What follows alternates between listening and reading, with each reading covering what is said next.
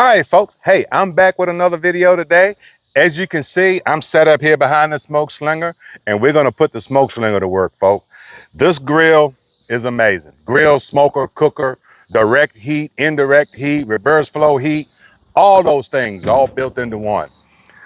So if we're gonna put a link in the description where you can check out SmokeSlinger for yourself and get you one, you won't be disappointed. Cutting right to the chase now. We're gonna be doing some 90-minute spare ribs on the SmokeSlinger. That's right, I said it, 90 minutes. We're gonna see how this happens, how it's gonna work. Thanks to the OG of SmokeSlinger, Dustin McCormick, and the OG of Smoker Builder, Frank Cox, who've partnered together to create this wonderful cooker. These ribs have been done by them, and I'm gonna try my hand at it to see how it comes out. So, folks, once I get this set up for the cook we're gonna do today and get those rib prepped, I'll bring you back. All right, folks, I'm back. As you can see, I'm getting the SmokeSlinger set up. Today, they use those B&B competition charcoal briquettes, same thing I'm using. We got both trays loaded up, not slam full, but just an even coating all the way across on the both trays. Inside, you can see down through there, I got the tuning plates all the way across with an equidistant gap on both ends. And the same thing when I put the ribs on, I'm gonna have an equidistant gap on the grate. I gotta slide it over this way just a little bit more. But this is the setup today for those 90-minute ribs. And now I'm gonna go inside, I'm gonna get those ribs prepped. Then once I get that done, I'll bring you back. All right, folk, I'm back. I'm back with these ribs. And as you can see, I got just some regular old St. Louis cut spare ribs from the store. I put a picture up where you can see they just some regular Kroger spare ribs that I had in the freezer to take out to do for this video. All I did was take them out of the package, lay them on this tray, dry them off. Now I'm gonna just show you the minimal trimming that we're gonna do on these ribs. I mean, when I say minimal, I mean minimal. So folks, I was getting my gloves on. Forgot to put them on before I started, but as you can see, these ribs in pretty good shape. You see little loose stuff like this, I'm gonna take it off. Doesn't have a big old brisket flap on it, gonna leave it. And guess what? We leaving the membrane on, folks. I'm not scoring it. I'm not doing any of that because I'm gonna show you why. If you take a look, you see them fat pockets that's under there? I want all of that fat to stay inside the rib. When that fat starts to melt and render, you see inside there, see those fat pockets all up in there? All in there. I want that fat to stay in. And the reason I want it to stay in is because those ribs are sort of like braids in its own fat with that membrane holding it in. And with that radiant heat that's gonna be coming, whether you're gonna cook hot and fast, which that hot radiant heat, or low and slow, which they're gonna be on there for a long time. Excuse me, reaching across. But that membrane is gonna get to where it's a good little bite on the back of your spare ribs. Baby backs, I take it off. But on these spare ribs, I think it's a delicious bite added to your spare rib. As you can see, this rack, not much hanging off. I'm gonna leave this, but this one, we got some flabby loose meat. Find this last bone right here, and I'm gonna just zip it right off. I've got a bag in the freezer that I've been collecting my rib trimmings, and I'm just gonna put that in that bag as another little piece added to it. Take these little flyaways off. Flip them over, look at the other side. I'm gonna leave all of that on. I'm gonna leave that on there too. That's meat to eat. We doing just some backyard, but these 90-minute ribs, look at all of that. I'm gonna leave that on there because what we're gonna do, that little flyaway right there, I'll take it off. I'll take it off. I want all of this meat. And then because the last part of the cook, we're gonna flip these over just to get a little color and crispiness, and that's gonna help sizzle up that fat on that side. But other than that, folk, that's all the trimming that I'm gonna be doing to these ribs. Now comes to the seasoning. Pull that one glove off. I'm gonna do 2 separate styles, okay? This rack, I'm gonna go with a little Heath Riles garlic jalapeno.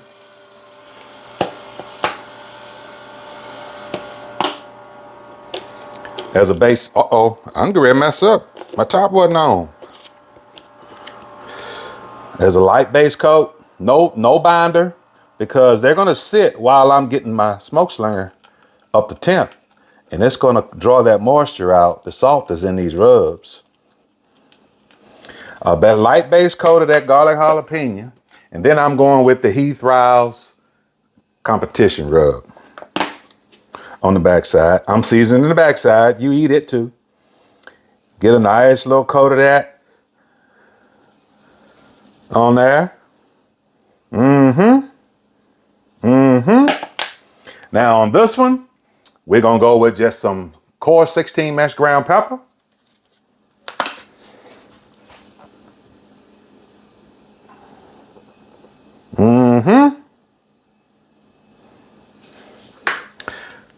And we're gonna go with some seasonal. If I can get the top off.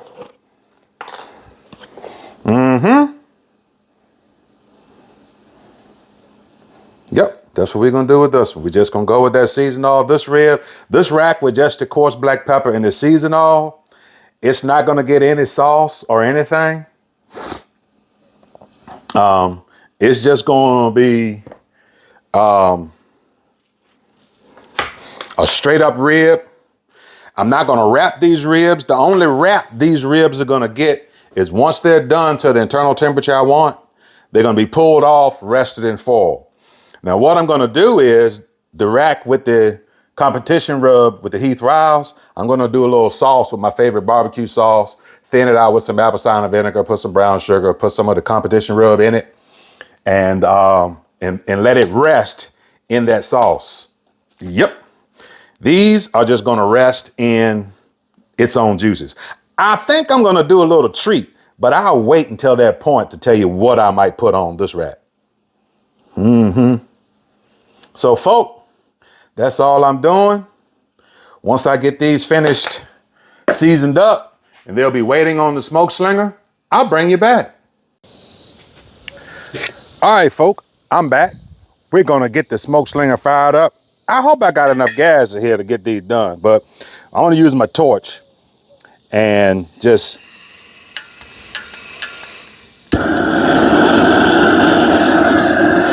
get these lit. I know it's loud, but I just wanna get top surface lit on these charcoal briquettes. Using my torch. Like I said, I hope I got enough flame. I'm gonna stop talking because it's so loud. You can see what it's doing. You can see, boy, we got smokes slinging on the SmokeSlinger. Yes, indeedy, folk. So what I'm gonna do now is I'm gonna shove those baskets in. I'm gonna leave the lid up, let that charcoal continue to light up. And then once we get it up to temp and we ready to put them ribs on, I'm gonna bring you back. Look at that smoke.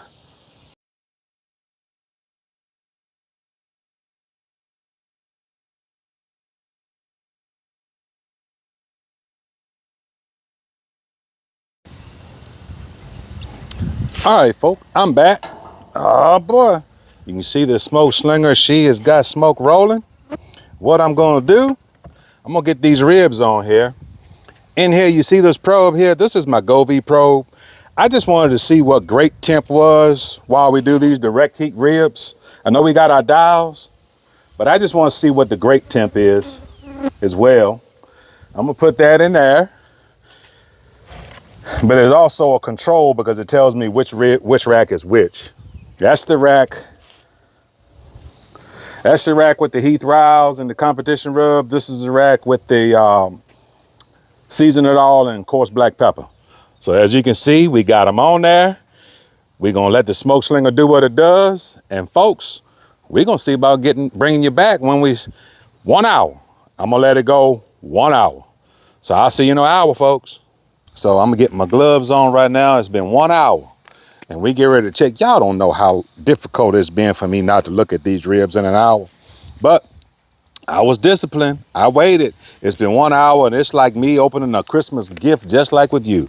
So, folks, let me finish getting this glove on, and I'm going to get over here, and we're going to open these up and take a look.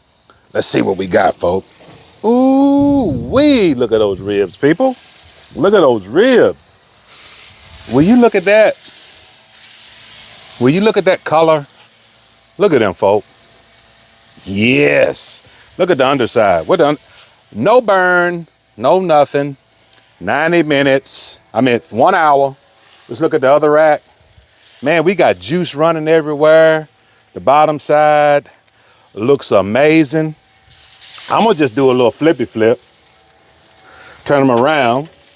I wanna get this shut down. And we got 15 more minutes on that side.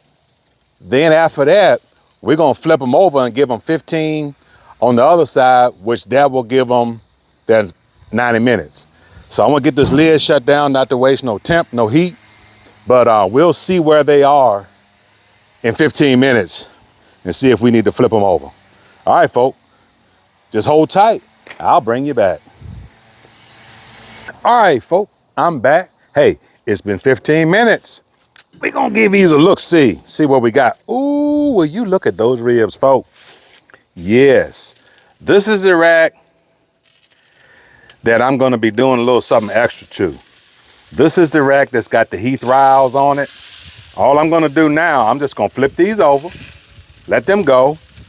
But this rack, they had that bacon up. I don't have no bacon up, but what I do have, I got some bacon grease in a jar that whenever I cook bacon, I keep my bacon grease. So what I'm gonna do, I'm gonna take some of this bacon grease, rub it out of this jar, and I'm just gonna put it on top of this rack of ribs. Ooh, look at that. Oh my God. My mouth was watering. So you see how that melted right on there? I'm gonna get that all on this rack of ribs. And what I'm gonna do right now, I'm gonna flip them over, let them go, and we're gonna set a timer for 15 more minutes, folks. And in 15 minutes, I'm gonna bring you back and we're gonna see what we got. So folks, just hold tight. I'll bring you back. All right, folks, I'm back. Hey, in my induction burner here in this pan, I got one of my favorite barbecue sauces, some brown sugar, a little apple cider vinegar to thin it, and a little of that Heath Riles competition rub, and a little bit more of this coarse black pepper. That's all I got in here. I'm just gonna heat this up, melt it down, and once these ribs finish that last 15 minutes, I'm just gonna baste this on the meat side. I may put some on the bone side of the rack that we're gonna have the sauce on. The other rack gonna be by themselves, no sauce. But all I'm gonna do is warm this up, melt the brown sugar, rub it on those ribs, and it's gonna rest in these ribs once they come off in that 90 minutes. So folks, when ribs hit that 90 minutes in about 5 more minutes, I'll bring you back. Hey, it's been that 15 minutes. We're gonna get these bad boys off. This is the rack that's not gonna get any rub or anything. Man, look at that rack of ribs. I'm gonna sit them over here in this foil. And this other rack, it's gonna get the barbecue rub. You know what? I'm gonna flip them back over. I'm gonna put a little bit on the backside. Yes. You may hear an alarm going off on my video. If you do, it's just telling me them bad boys are done. Put a little of that on there. Now I'm gonna flip it over, get it on this top side. I'm gonna get it on here. Look, you know what? I'm gonna be just messy. Just dump it, folk. That sauce on there, get it brushed on. Ooh, I cannot wait. Y'all, 90 minutes. They went above my target temperature. These suckers are at 210 degrees in 90 minutes. So what I'm gonna do now, I'm just gonna get them off here. I'm gonna get them wrapped up and let them rest. And once they rest, I'll bring you back, folk. All right, folk, I'm back. Hey, guess what? It's been that 90-minute cook time. I let them rest wrapped in foil for 45 minutes. As you can see, we got these that had the sauce on them, these that just had that bacon grease on them. So, folk, what I'm gonna do now, I'm gonna get a cut using my slicer out of each one. Oh my God, folk, I can't wait. I mean, I'm serious. I cannot wait. I need to get this squared away right now. Get this cut done. Right. Oh my God. It's falling apart. I can't say specifically falling apart, but I'm having a little trouble cutting. Hey, y'all bear with me. I got that rack. I got that piece cut. Now I'm gonna get one cut out the center of the no sauce ones. I got that cut. Now let's take a look. These are the no sauce one, folk. Look at that rib. Can you see that juice? These are the ones with the sauce. Look at that rib. Now what I'm gonna do is I'm gonna get my camera flipped around. We're gonna do a taste test and we're gonna wrap up this video. So folk, let's wrap up this 90-minute spare rib cook.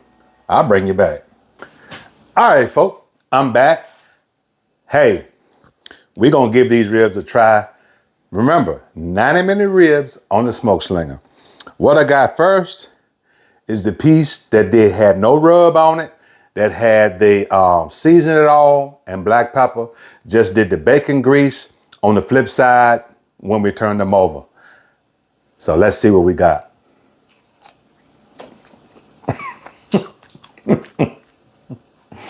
Oh my God, folks. Can you see that? I turned it upside down. Can you see that? I hope you can.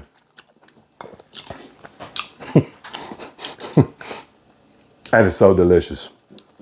Now, we are going with the one that I made the rib glaze with. Just rested in the wrap with the rib glaze. After we flipped them and put them on there, let's see what we got. Folks, can you see that? Can you see that? 90 minutes, people. 90 minutes on the SmokeSlinger. An hour and a half. So say, for instance, you got you a cookout going at 2 in the afternoon. You get up around 9, put these ribs on, get them prepped, get them cooked. You're done with them in time to get the rest of your food that you want to have prepared for your cookout. And you saw the space on the SmokeSlinger. I just did 2 racks, so easily you can fit at least 6 racks on just one level of grates. Hour and a half, you can fill that SmokeSlinger up, have all the ribs you need for your gathering. And I'm gonna tell you, 90 minutes. I used the B&B competition lump charcoal. The temperatures, they rolled along just like expected. It held temp. Easy cook, folk. Easy cook. So, folk, if you haven't checked out SmokeSlinger yet, like I said earlier, the description will be in the link. The link will be in the description of the video. Also, just check them out. Also, I just ask, if you like the content that you're seeing, hit that thumbs up, hit that like, hit that subscribe, share to show engagement to YouTube that we're putting out some decent quality content. And folk, as I learn with this SmokeSlinger, I'm definitely going to share it with you. So folk, until the next time, keep on cooking.